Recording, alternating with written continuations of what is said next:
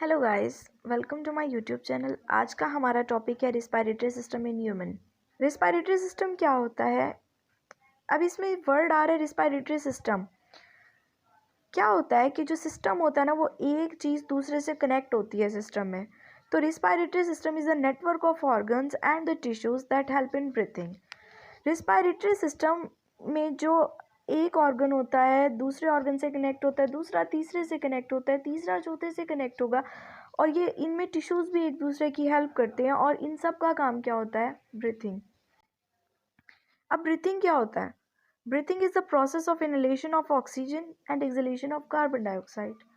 Oxygen का अंदर जाना और कार्बन डाइऑक्साइड का बाहर आना is the process of breathing. But the respiration is another thing. अब देखो, रिस्पायरेशन में क्या होता है? ऑक्सीजन जाता है हमारे लंग्स के पास, लंग्स से हमारे ब्लड में जाता है, सेल्स के पास जाता है, वहाँ पे जो ग्लूकोज मौजूद होता है, ये उस ग्लूकोज की ऑक्सीजन क्या करता है? ब्रेक डाउन करता है। ग्लूकोज की ब्रेक डाउन होती है in the presence of oxygen, और उस ग्लूकोज की ब्रेक डाउन से क्या निकलता है? एटीपी, कार्बन डाइऑक्साइड और वाटर। ये इसका फॉर्मूला भी यहाँ पे दिखा रहे हैं। ये ग्लूकोज, ऑक्सीजन, ऑक्सीजन जाएगा, ग्लूकोज की ब्रेकडाउन होगी, और फिर हमें प्रोडक्ट में क्या मिलेगा? Carbon dioxide, water and ATP. ये जो रिस्पायरेटरी सिस्टम है, इसको हम दो पार्ट्स में डिवाइड करते हैं, एक अपर रिस्पायरेटरी सिस्टम, एक लोअर रिस्पायरेटरी सिस्टम। ये जो अपर रिस्पायरेटरी सिस्टम है, इसके अंदर आ जाएगी nostrils, nasal cavity, pharynx, larynx, and जो लोअर रिस्पायरेटरी सिस्टम है उसमें आ जाएगा ट्रैकिया, ब्रोंकाई, लंग्स, और लंग्स के अंदर ब्रोंक्यूल्स, जिन्हें हम ब्रोंकियल ट्री भी कहते हैं, और एल्वोलाई। यहाँ से आपको दिखाती हूँ, ये हमारे नोस्ट्रल्स हैं, ये आउटर पार्ट है नोज़ का। यहाँ से क्या होता है? ओपनिंग जो है ये नोज़ की, यहाँ से एयर एंटर होगी, नेजल कैविटी में जाएगी, फिर यहाँ से फेरिंग्स से गुजरेगी, फिर लेरिंग्स में आएगी, फिर ट्रैकिया से आएगी, फिर ब्रोंकाई और ब्रोंक्यूल्स में आएगी, और फिर एल्वोलाई में जाके गैसेस एक्सचेंज होगी, और ये लंग्स हैं। अब हम हर पार्ट को एक अलग अलग वे में स्टडी करते हैं कि उनका क्या काम होता है। नोज़, नोज़ के दो पार्ट्स में इसको हम डिवाइड करते हैं। Nose consist of nostrils and nasal cavity. अब नोस्ट्रल्स का क्या काम होता है? सिर्फ एयर एंटर होना। ये होल्स होते हैं दो, इनसे क्या होती है? एयर एंटर होती है। इन सुराखों से एयर एंटर हो गई, और अंदर क्या है? नेजल कैविटी है। नेजल कैविटी में क्या मौजूद होती है? म्यूकस मौजूद होती है, हेयर्स मौजूद होते हैं, और मॉइस्चर भी मौजूद होता है। ठीक है। अब म्यूकस का काम क्या होता है? म्यूकस ना एक स्टिकी सा सब्सटेंस होता है जो हमारी नोज़ में पाया जाता है। ये बैक्टीरियाज को किल भी करता है अगर एयर के through, for example bacteria air के थ्रू हमारी नोज़ में एंटर हो जाता है यहाँ से, तो इसके अंदर जो म्यूकस वो बैक्टीरिया को किल कर देगा। इसी तरह जो हेयर्स मौजूद होते हैं हमारी नोज़ के अंदर, वो क्या करते हैं? वो एयर को फिल्टर करते हैं। डस्ट पार्टिकल्स, जो भी फॉरेन डस्ट पार्टिकल्स होंगे, वो उनको वहीं पे ट्रैप कर लेते हैं। और इस तरह से मॉइस्चर भी मौजूद होता है जो कि एयर को ह्यूमिडिफाई करता है, हमारे इंटरनल टेम्परेचर के मुताबिक एयर को मेंटेन करता है। फेरिंग्स का क्या काम होता है? ये जो फेरिंग्स होती है ना, ये कॉमन पार्ट होता है किसका? फूड का भी और एयर का भी। ठीक है ना। इसे हम थ्रोट भी कहते हैं, जिसे गला कहते हैं, और मस्कुलर फनल टाइप होता है ये। इसकी जो लेंथ होती है ना फेरिंग्स की, वो होती है 13 सेंटीमीटर अप्रॉक्सीमेटली। और इसके तीन पार्ट्स होते हैं, नेजोफेरिंग्स, ओरोफेरिंग्स एंड लैरिंगोफेरिंग्स। ये जो नेजोफेरिंग्स होता है ना, ये नेजल कैविटी के पास वाला रीजन होता है। ये जो ओरोफेरिंग्स होता है, ये ओरल कैविटी के पास वाला रीजन होता है। और जो लैरिंगोफेरिंग्स होता है, ये लेरिंग्स के पास वाला रीजन होता है। हम बात करते हैं लेरिंग्स की। ये जो लेरिंग्स होता है ना, इसे हम वॉइस बॉक्स भी कहते हैं। आप यहाँ पर देख सकते हैं लेरिंग्स को। ये है लेरिंग्स, ये जो पर्पल शेड में आ रहा है। लेरिंग्स क्या होता है कि इसे हम वॉइस बॉक्स भी कहते हैं, और ये स्पून शेप फ्लैप डिस्क होती है। इसके ऊपर क्या होती है? स्पून शेप फ्लैप डिस्क होती है, जिसे हम एपिग्लोटस कहते हैं। क्या बोलते हैं? एपिग्लोटस। एपिग्लोटस का क्या काम होता है? ये फूड को सेपरेट करता है और एयर को सेपरेट करता है। क्या होता है जब एपिग्लोटस क्लोज होता है, तो क्या होता है? फूड ओरल कैविटी से होता हुआ फूड पाइप में चला जाएगा। ठीक है। और उस टाइम पे विंड पाइप को क्लोज कर देगा एपिग्लोटस। ठीक है। और अगर तो एपिग्लोटस बंद नहीं है, तो फिर फूड नहीं पास होगा, तो फिर एयर पास होगी विंड पाइप से। लेरिंग्स की बात है ट्रैकिया। ट्रैकिया कार्टिलेज का बना होता है। यहाँ पे आप देख सकते हैं ये लेरिंग्स के बाद ये ट्रैकिया है। ट्रैकिया जो है ये कार्टिलेज का बना होता है और सी शेप कार्टिलेज रिंग होते हैं इसके। सी शेप कार्टिलेज रिंग होते हैं, इसे हम विंड पाइप भी कहते हैं। और जो ट्रैकिया है ये हाइलैंड कार्टिलेज का बना होता है। किसका? हाइलैंड कार्टिलेज का। और रिजिड ट्यूब्स होती हैं ये, और ये बहुत ही फ्लेक्सिबल भी होती हैं और इनकी लेंथ अप्रॉक्सीमेटली 12 सेंटीमीटर होती है। ब्रोंकाई। ब्रोंकाई क्या होती है? ये जो प्राइमरी ब्रोंकाई होती है ना, 2 स्मॉल ट्यूब्स होती हैं। क्या होती हैं? 2 स्मॉल ट्यूब्स होती हैं। ये ट्रैकिया है ना, ट्रैकिया के बाद ये जो 2 पार्ट में डिवाइड हो गया ना ट्रैकिया, इसे हम ब्रोंकाई कहते हैं। और ये जो ब्रोंकाई है और सिंगल एक पाइप को कहते हैं, एक ट्यूब को कहते हैं ब्रोंकस। ठीक है।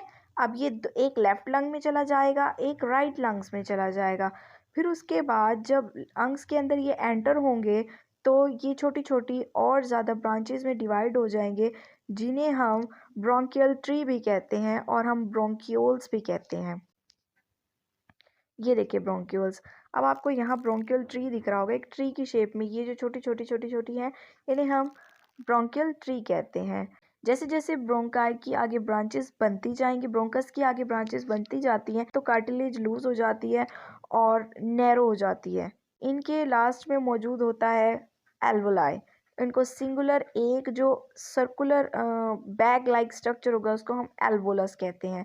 इसे हम एल्वोलस कैसे कहेंगे और इन्हें हम एल्वोलाई कहेंगे।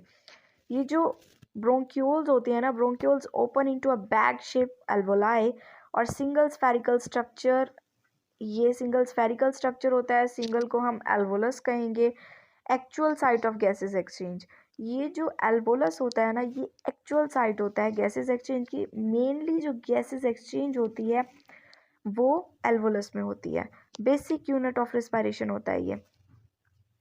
इसकी सिंगल सेल मेम्ब्रेन होती है एल्वोलस की, और ये बहुत ही थिन मेम्ब्रेन होती है।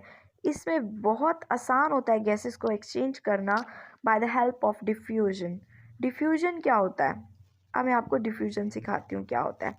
यहाँ पर डिफ्यूजन की डेफिनेशन ये लेंगे कि movement of air from higher concentration towards the lower concentration through the semi permeable membrane. Oxygen गया लंग्स के पास, लंग्स से गया एल्वोलस के पास।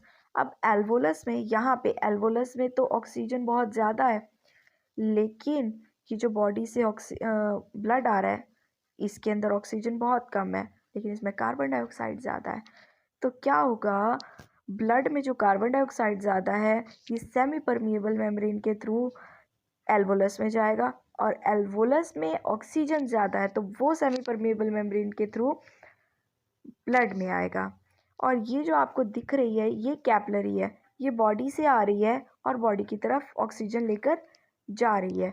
डीऑक्सीजनेटेड ब्लड आ रहा है और ऑक्सीजनेटेड ब्लड जा रहा है। लंग्स क्या होते हैं? Soft delicate pair of lungs in the thoracic cavity. ये बहुत ही ज़्यादा स्पॉन्जी होते हैं, इलास्टिक होते हैं। ये थिक मस्कुलर स्ट्रक्चर होता है, diaphragm present below the lungs. ये जो लेफ्ट लंग होता है, लेफ्ट लंग जो होता है ये स्लाइटली स्मॉलर होता है रेदर देन राइट लंग। और जो लेफ्ट लंग होता है उसकी 2 लॉब्स होती हैं, और जो राइट लंग होता है इसकी 3 लॉब्स होती हैं। और जो एक लंग होता है वो 2 मेम्ब्रेन से कवर होता है, एक आउटर प्लूरा मेम्ब्रेन, एक इनर प्लूरा मेम्ब्रेन। ठीक है। अब ये मैं आपको लॉब्स दिखा रही हूँ। ये जो राइट लंग है ये इसके 3 लॉब्स हैं, superior lobe, middle lobe, inferior lobe. इसी तरह जो लेफ्ट लंग है इसके superior lobe and inferior lobe. अब ये जो लेफ्ट लंग होता है ये स्लाइटली कनकेव होता है, ये आपको दिख रहा होगा। ये स्लाइटली कनकेव होता है क्योंकि यहाँ पे कार्डिक नोच होती है। अब मैं आपको ये इम्पॉर्टेंट मैकेनिज्म बताती हूँ। ये जो मैंने आपको पीछे यहाँ पे बताया है कि जो ऑक्सीजन है, डीऑक्सीजनेटेड ब्लड वो बॉडी से आ रहा है और ऑक्सीजनेटेड ब्लड बॉडी की तरफ जा रहा है। असल में ये जो ऑक्सीजनेटेड डीऑक्सीजनेटेड ब्लड है ये आता है हार्ट से। ठीक है। हार्ट से पल्मोनरी आर्टरी के थ्रू डीऑक्सीजनेटेड ब्लड आता है लंग्स के पास। ठीक है, लंग्स के अंदर ये जो पल्मोनरी आर्टरी होती है ये छोटी छोटी कैपिलरीज में डिवाइड हो जाती हैं और ये कैपिलरीज सराउंड कर देती हैं एल्वोलस को। फिर एल्वोलस के थ्रू उनका गैसियस एक्सचेंज होता है,